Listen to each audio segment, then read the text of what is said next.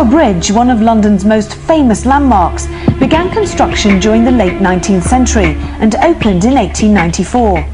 It stands majestically, looming over the River Thames, testimony to the incredible vision and skills of the Victorian engineers who masterminded its construction.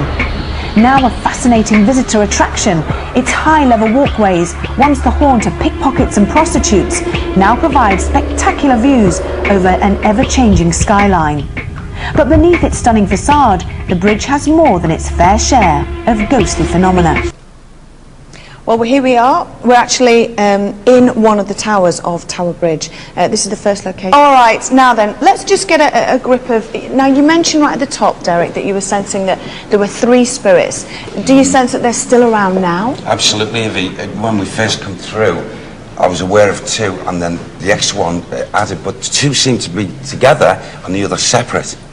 So, and since then, I'm picking up 3 male spirit people.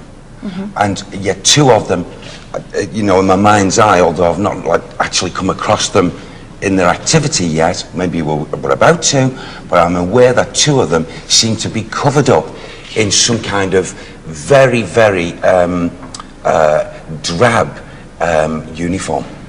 And when I say drab, this uniform is not like, we're talking now about, you know, the First World War forces, either Air Force or Army or Navy, nothing like that. But an older uniform seems to be like, to me, the feelings I get is if I've got this like flat sort of headgear or cap or something, and they seem to be together. But the other one that's separate, I feel is not a friendly sort of a spirit person.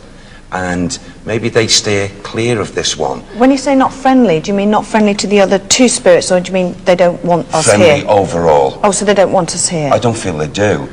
Maybe this is why we had that phenomenon of the lift. I can't say at this moment in time. I did actually see the lift door open, and I saw the light, and I stared. And I also noticed what you've just said, that there was no voice speaking, saying the lift's opening. There's no announcement.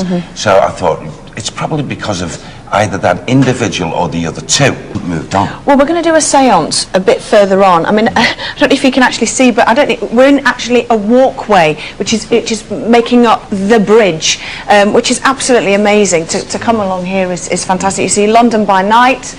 There it all is. And, you know, this place allegedly is haunted. Many people have seen things here. They've heard noises here. So maybe this could be down to the spirits that you're talking about. Now, Kieran, what sort of equipment have you got with you this evening? What do they do? At the moment, I've got a number of things, just handheld equipment. This is an EMF meter, triaxial EMF meter. So I'm trying to pick up, see if there's any electromagnetic interference. And here as well, I've got a very accurate handheld laser thermometer. Okay. See if anybody reports any cold spots or even feeling hot at any point, then I can actually measure that. All right. It's an average temperature in here. It's not cold. It's not really hot. How does everybody feel? How do you feel, Carl? I felt absolutely fine. I'm quite amazed about being up here. That's a lot of fear, I have to admit. But I feel fine. Temperature's fine.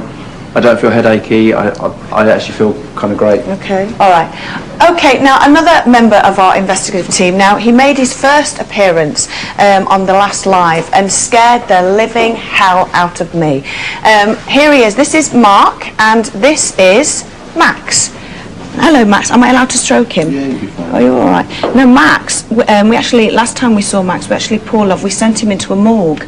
And he just went completely mad for no apparent reason. There was no explanation for it, was there? No, he just went absolutely nuts. Okay. Now, he lives with you. Is your dog? Would you call him a placid dog? Quiet? Yeah, he's okay. He's okay. This just has to be one of the most amazing locations we've ever been to on Most Haunted Live. The atmosphere is... What the hell was that?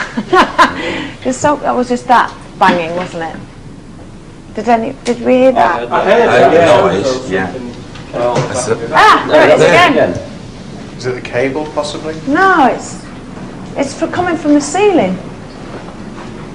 Where does everybody else think it comes from? Is it the ceiling or the floor? Is it difficult to tell? I can't tell. One sounded from there and then the other one sounded from the bottom, but yeah, there was a sound quite loud as well, wasn't there? Yeah. Again. Yeah.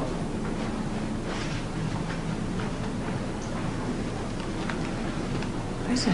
exactly the same sound, wasn't it? Yeah. Are you picking up on anything, Derek? Is anybody here? Do you think that's spiritual, or do you think it's something else? At this moment in time, I quite honestly, I can't tell whether that was born out of someone moving about, knocking something, but I just get the feelings that out of those three, there was one I talk about, the separate one, maybe took his own life. He's very close, and I just get this agitation around me, not with me, but around me. Right.